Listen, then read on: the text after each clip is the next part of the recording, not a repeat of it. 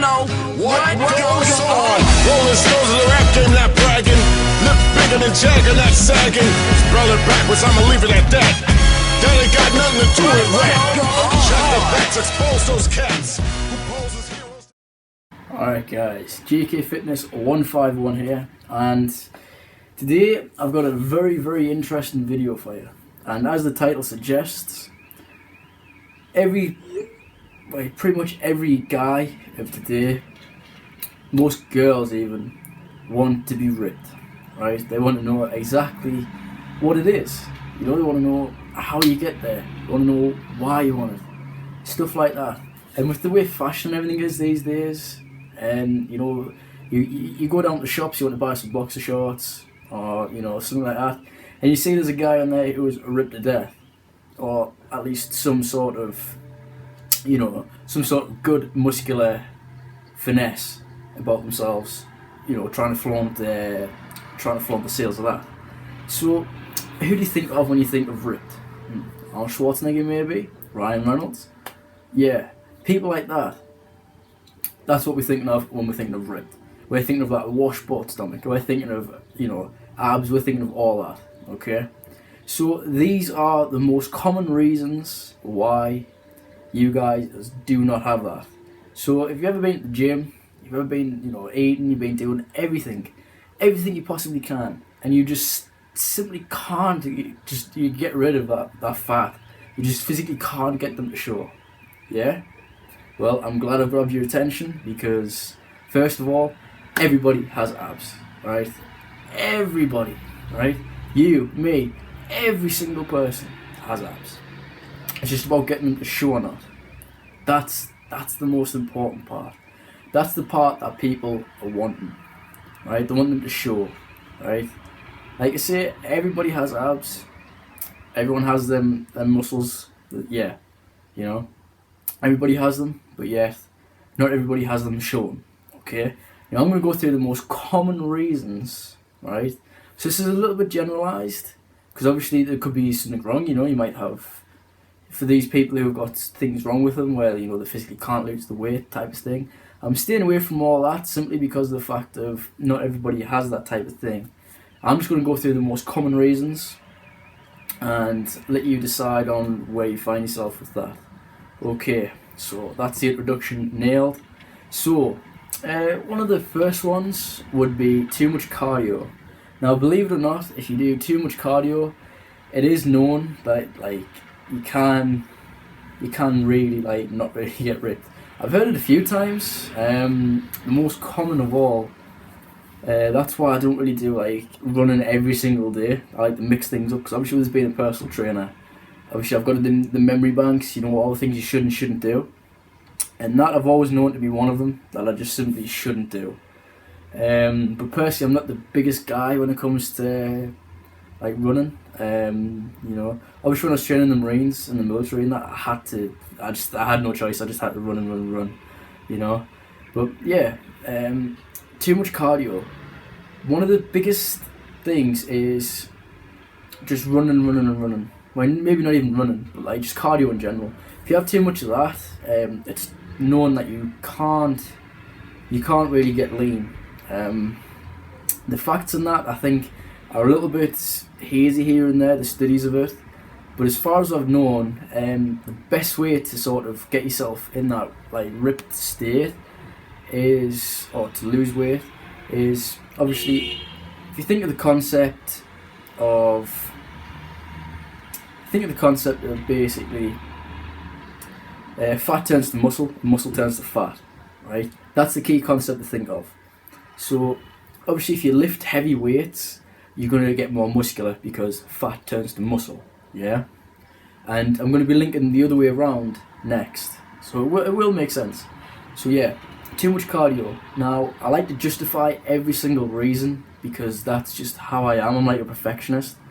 So with me telling you guys not to do loads of cardio, if you want to do loads of cardio and it works for you, that's great. And I'll mention it further down in the video as well, why, if you want to do that, you can. But that could be one of the reasons why you're not getting that nice look, you know, that washboard stomach that you want. And it's frustrating, especially if you like, you know, you love your running. But however, doing weights is been known to really like reduce that. So the heavier the weights, obviously don't go too heavy. It depends on what you're training for as well. So in terms of like all the videos that I've got, if you want to say if you want for hypertrophy, watch my hypertrophy video. If you're going for strength, muscular strength that is, watch the muscular strength video. If you're going for toning, watch the toning video. Okay, because it's easy to get mixed up, and if you know what you're training for, excellent.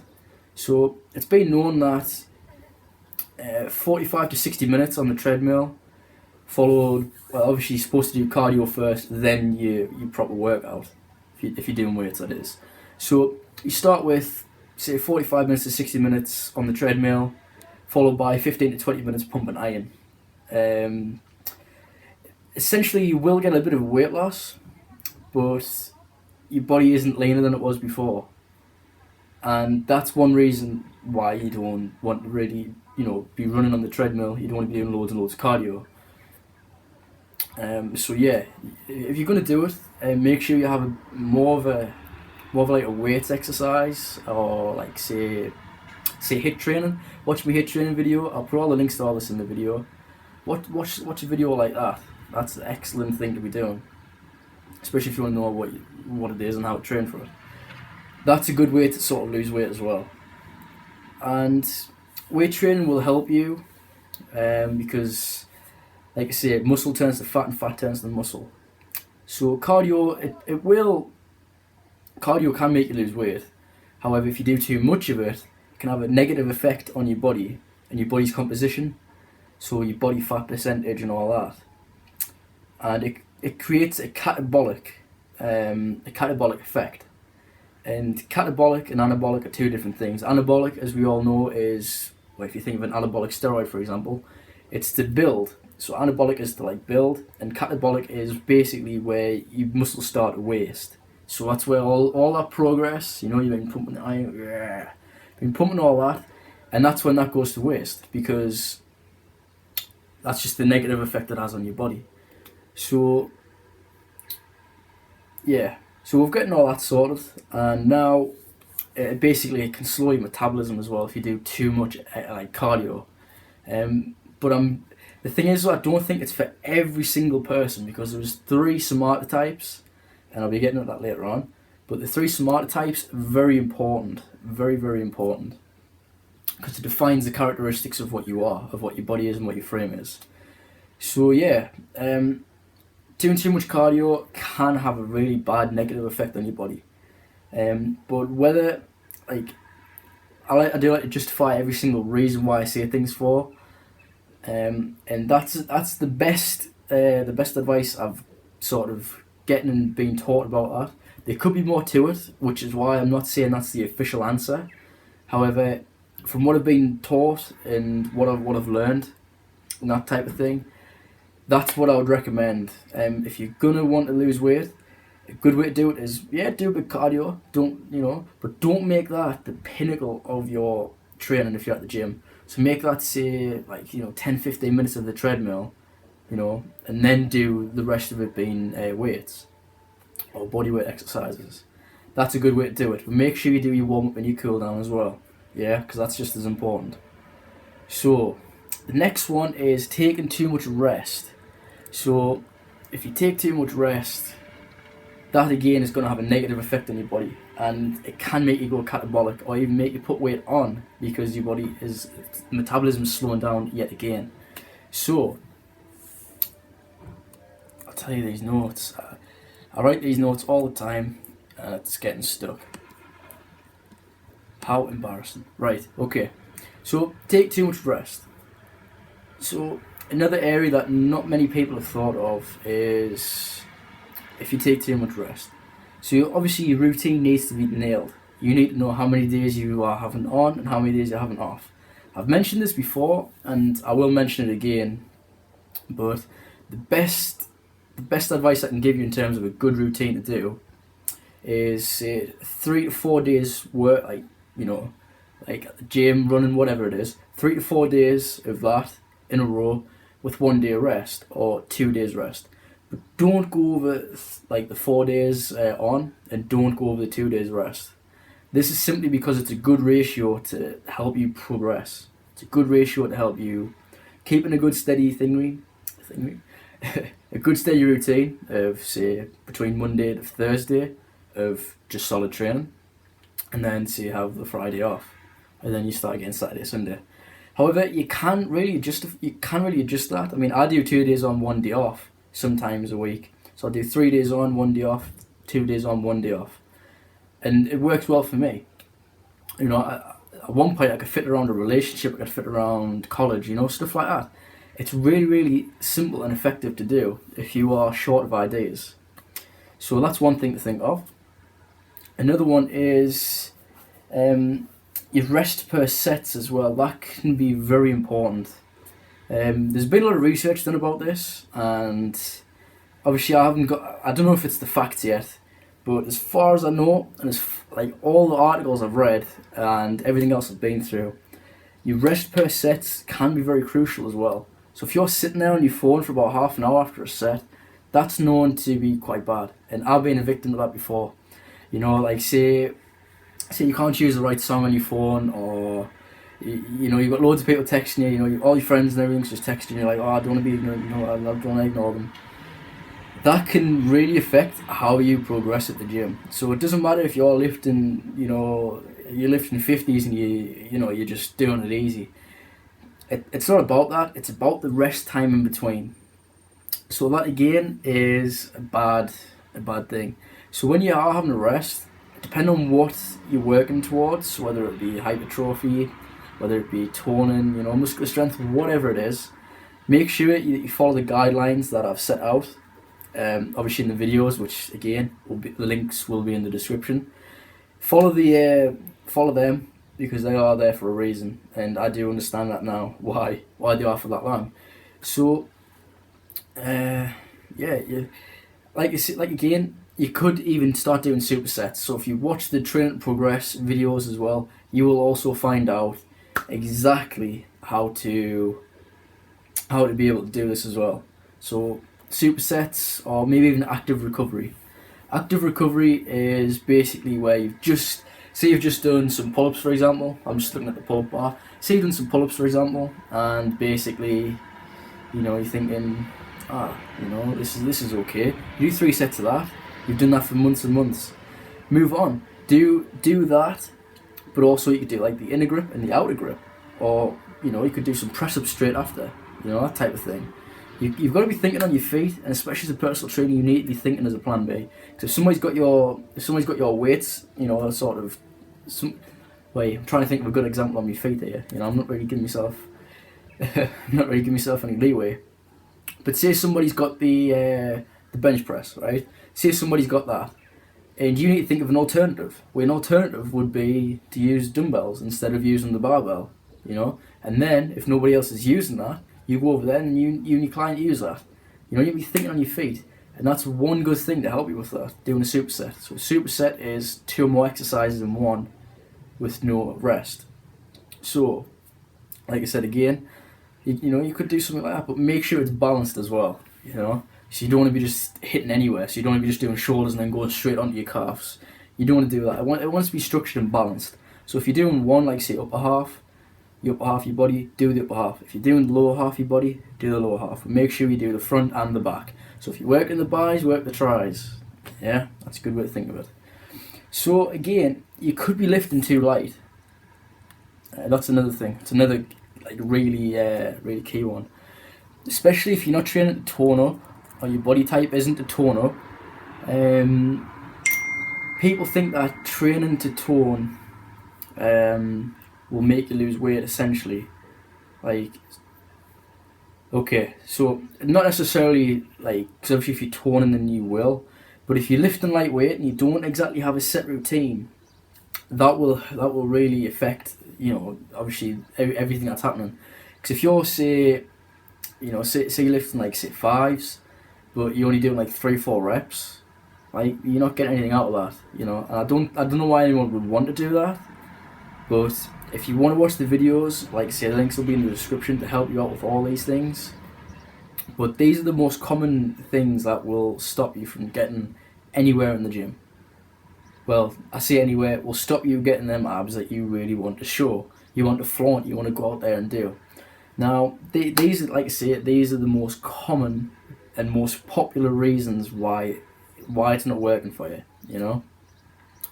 So, you need to be able to speed up your metabolism as well. So, what is metabolism? Well, metabolism is the regulation of, like, you know, the foods and everything you eat, and the digestion as well. So, a really good way to think of it is the better your metabolism, the better you are digesting food, which means the better it is at coming off and being digested. So, what is a very good way to get that to happen? HIIT training. HIIT training is really, really good for your metabolism.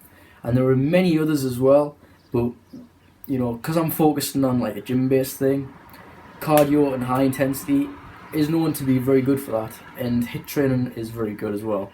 So if you want to check out that video, that will be in the description as well. I really do suggest you, all the links in the description that I'll have will be for you, you know, to look at, you know, for you to watch, because obviously if you're training to tone, you want to know exactly how to tone, and that's exactly what I'm going to be delivering to you.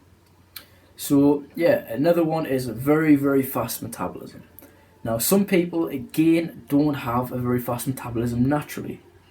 I remember being at school, in fact I remember it very well, there was at least 5 or 6 people I knew, both girls and boys, that would just eat kebabs, would eat all sorts of crap like that, you know. But they wouldn't just eat it, say, once or twice a week, like, you know, like you should to keep yourself a balanced diet.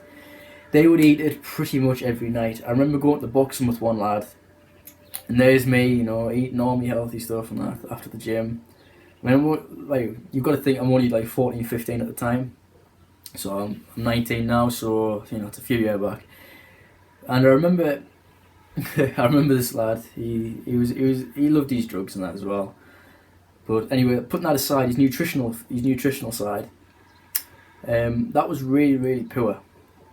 And I remember we came back from the gym, and he used to say to me all the time, "Oh, tell me, Mum, that I've done quite a bit today. Tell me, Mum, I've done loads, because she'll reward us with a kebab." And I remember saying to him, I was like, "You want a kebab?" I was like, "You really, really want a kebab after you've just been to the gym?" I was like, "You're nuts." And he was just telling us that he didn't know what was going on. And he kept doing it, and it got to the point where his stomach was bigger than his chest. So, you know, that's just pure nutrition. It got to the point where he was having one of them pretty much every single night. You know, not only was his breath stinking because of the garlic sauce all the time, but his nutritional stats were just sky high. You know, his salt, his fat content, everything was just sky high. Looking back at it, he ended up being very sort of like, his stomach was sort of sticking out more than his chest. It looked really, really bad, and that is down to a very poor diet and a lack of the stuff you need, and the lack of the micronutrients the lack of a healthy diet. Okay, and that's going to be a video that I've got for you next week, which is all about why diets don't work. Yeah, and it's true, diets don't work. I'm going to tell you what a diet is, a proper diet. I'm going to tell you why you shouldn't have a diet, why you're restricting one thing and adding another. But with that being said about the metabolism, everyone that I've said to everybody, you need to cut that out, otherwise you're going to pay for it, and all of them have paid for it, unfortunately. One girl got quite chubby, like really chubby, and she ended up getting acne all the time, and that was quite bad to see. Like I said, I haven't seen her for a couple of years now, so God knows what's going on with her right now. Hopefully she's in good health. And yeah, now we go on to the final big part of why you're not getting ripped for. So we've mentioned just there about fast metabolism. And metabolism is quite key as well. Because obviously if you've got a very slow metabolism, you might find it hard to get anywhere. And that could be down to your Somata type, which is coming shortly. So yeah, HIIT training is a very good thing to look at, and that video will be in the description for you as well. And all the nutrition ones as well will be, all the links will be there, so don't worry, you're in safe hands. So yeah, the last one is quite a good one, and I do understand a lot and I can justify a lot from it as well. So yeah, you see most sports, like say Cristiano Ronaldo, or you see like Arnold Schwarzenegger, they have what's known as a somata type. They might just be naturally gifted, they might just have really good genetics, and genetics can be really, really big part of it. So if you've got bad genetics, obviously they're inherited from your parents, so that's just, you've drawn the short straw either way. You've drawn the short straw if you can't really get where you need to be in terms of your goals, and also I say it's a short straw, you've drawn the very long straw if that's the case. If you are like sort of naturally gifted in that thing, but obviously you've got to work for it as well. Just it makes it a little bit easier. So yeah, if you think of say Cristiano Ronaldo for example, probably one of the best footballers in the world. That's a debate. As far as I know, pretty much the best in the world, if not the best. So he's got a naturally ectomorph / mesomorph type of body, so it's like an athletic type of body. So that's one way to sort of justify how he looks, and it will be down to genetics as well. Not only look, but genetics. So obviously you work at that, and that's what you get rewarded with. And it's very bad, I know, because there's lots of people who think I want that. You know what I mean? But yeah, that's one thing to think of.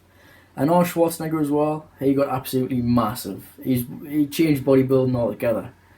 And it was look as well as anything else. But it was also down to his genetics, the way he was made up as a person. Just like me, just like you. We were all made up a little bit different in terms of our genetic coding and also our somata type as well. Okay? So there is a lot of good ways to know which somata type you are. Some people have got a mixture. So for example, you could be an ectomorph, a mesomorph, and an endomorph all in one. Or you could have just two. Not everyone is just one. So that's what we're going to go into now. Because a lot of it is knowing what a somata type is. And again, it's crashed. So mesomorph is... right, we'll start off with mesomorph. Mesomorph is known as muscular. So every time I think of mesomorph, I think of muscular just because it's the only one with an M in it. Okay, so mesomorph is muscular. And the characteristics of mesomorph is like medium bones, a big solid torso, so we've got like proper muscular, wide shoulders, and you also have like a narrow waist as well. So when I say narrow, I'm saying like that's sort of like smaller than your torso type of thing. So that's like sort of sucks in a bit more than than your torso. But there's always ways to tell about these things. You can go on the internet, you can type in my somata type, answer a few questions, and you find out there. But I'm going to tell you what these are, and it's up to you to characterize which one you are. So that was mesomorph. Also, mesomorphs are easy. They find it easy to build muscle, but not store the fat. So they find it easy to put muscle on, but not fat. So again, that could be a look at the draw, that could be a look at the hat, or you might just find it easier because of other things that come into play. But that is predominantly what a mesomorph is capable of doing and is easy to do. So a mesomorph is that type of athlete. So think of Usain Bolt. I would say he was more mesomorph because of the way he's built and because of the events he can do. So then we move on to ectomorph. Lose my voice here already. Yeah, ectomorph is like skinny. So I think of ectomorph, I always think of skinny.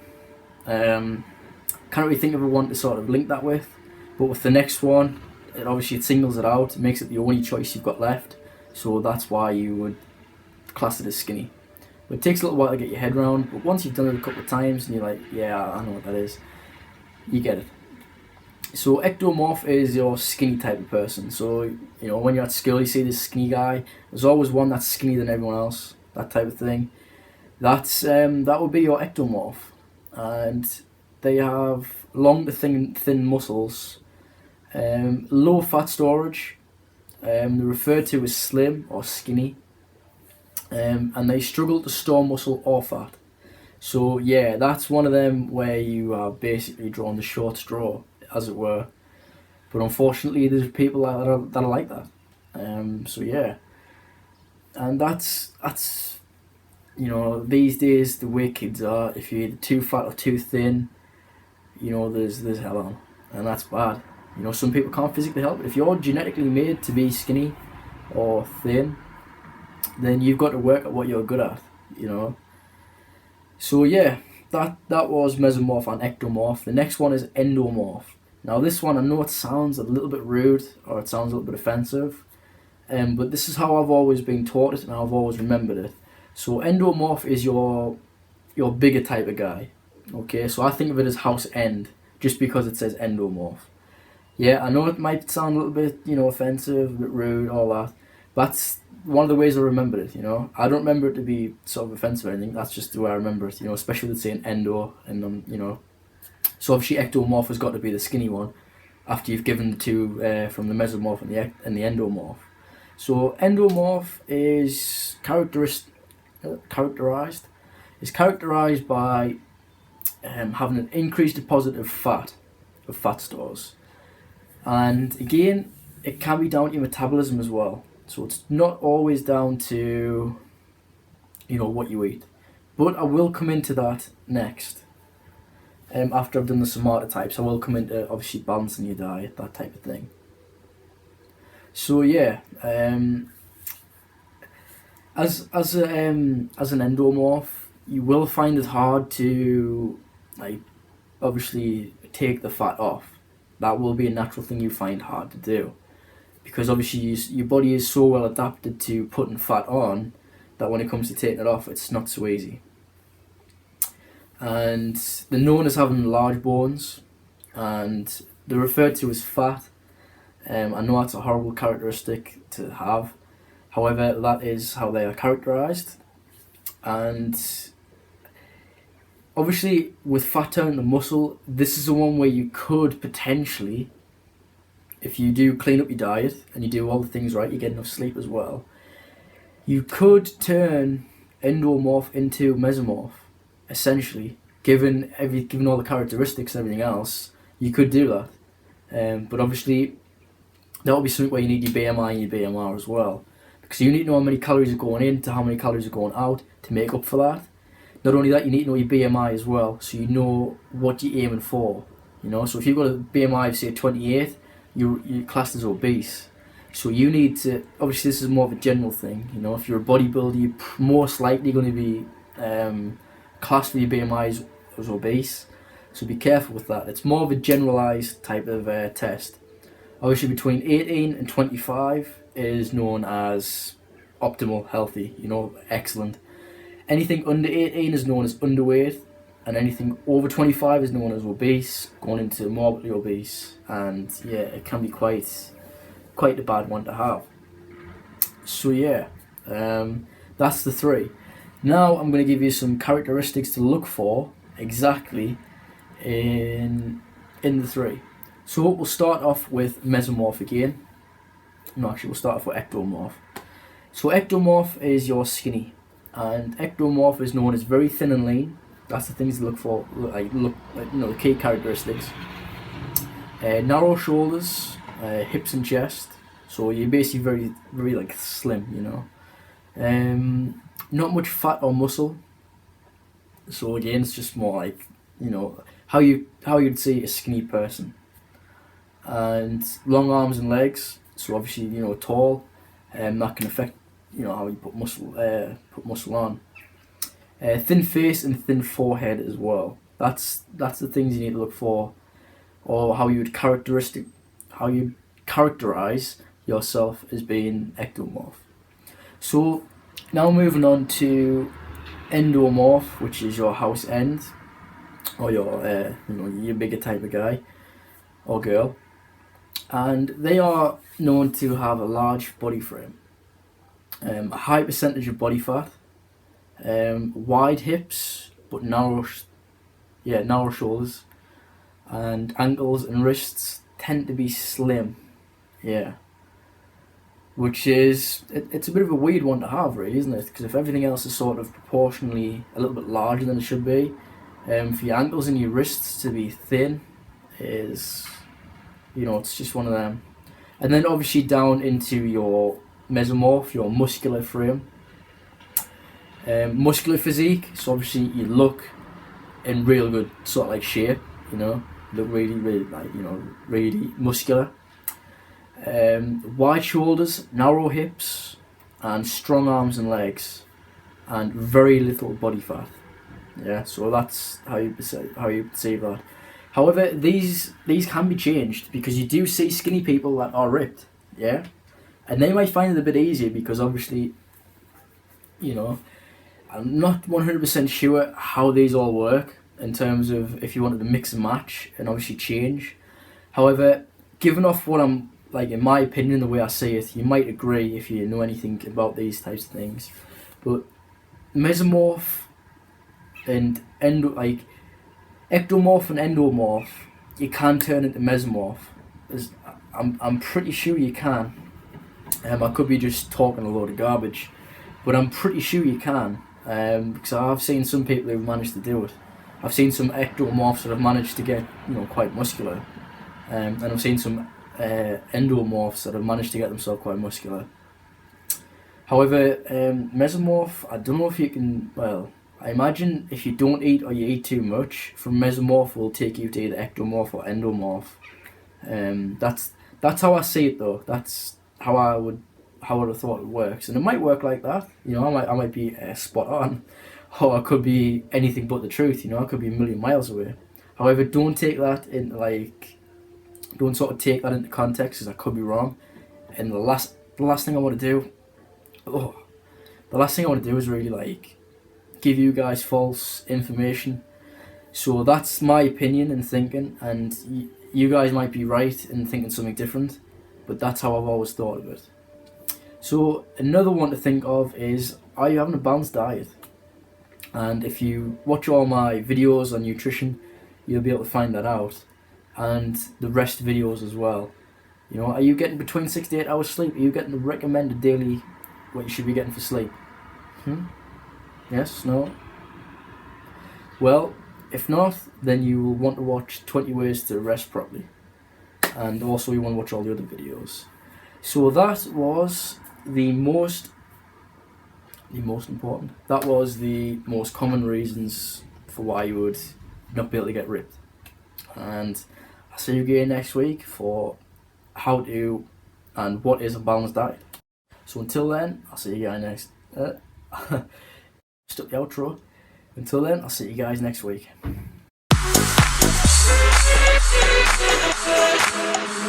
I need motivation. My one solution is my queen, 'cause she stays strong. Yeah.